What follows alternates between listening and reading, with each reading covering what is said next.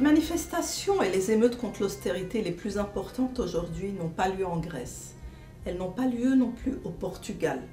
Elles ont lieu en Angleterre où 150 000 personnes ont défilé contre l'austérité. Cependant, ce n'est pas vraiment d'austérité qu'il s'agit, parce que l'Angleterre fait mentir les anti-euros.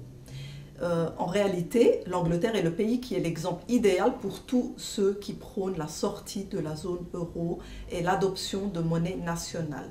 L'Angleterre a, semble-t-il, tout fait juste puisqu'elle a gardé sa livre sterling, est toujours restée à l'écart des politiques de la zone euro et a suivi son propre destin. Et qu'arrive-t-il aujourd'hui? Aujourd'hui, l'Angleterre est le pays de loin le plus en difficulté. Sa dette totale sur PIB se monte à 900% du PIB.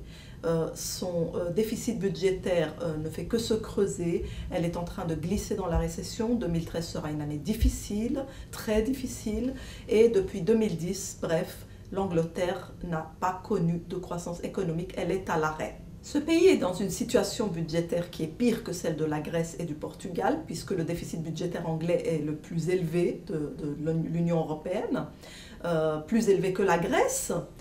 Et pourtant, les agences de notation le notent AAA, ce qui veut bien dire qu'il ne faut absolument pas regarder les agences de notation, mais les faits et les chiffres. La Banque d'Angleterre est aujourd'hui celle qui achète 90% des bons du Trésor britannique. C'est dire aussi comment l'Angleterre peine à financer sa dette. L'Angleterre est dépendante du marché européen pour ses exportations et pour son économie. Et cependant, elle est liée à la zone dollar. Aujourd'hui, elle est beaucoup trop tiraillée entre les deux zones. Elle doit faire un choix.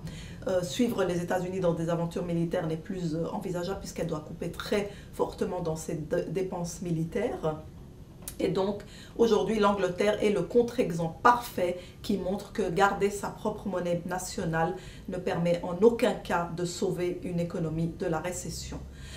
L'Angleterre a utilisé des assouplissements monétaires, les fameux QE, Quantitative Easing, à plusieurs reprises. En gros, elle a fait exactement comme les États-Unis. Elle a utilisé la planche à billets pour dévaluer sa monnaie. La City de Londres également a perdu son rayonnement aujourd'hui, puisque Royal Bank of Scotland, la fameuse banque RBS, appartient aujourd'hui à 85% à l'État britannique, qui envisage même soit de la nationaliser à 100%, soit de la démanteler.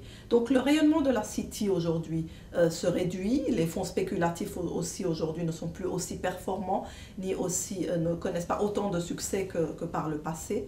Et donc voilà que l'Angleterre se retrouve demandeuse en réalité vis-à-vis de l'Europe. Elle va devoir fondamentalement changer de politique, elle ne peut plus rien obtenir aujourd'hui des États-Unis. Va-t-elle réellement sortir de l'Union européenne comme elle le prétend? Je pense que c'est du bluff, car l'Angleterre aujourd'hui n'a plus les moyens économiques et financiers de sa politique.